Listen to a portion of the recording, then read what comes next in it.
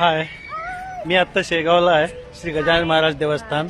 ही माझी पूर्ण फॅमिली. नमस्कार. गण गण गणात बोते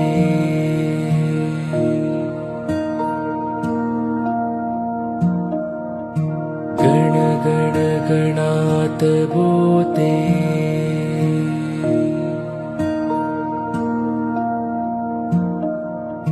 गण गण गणात बोते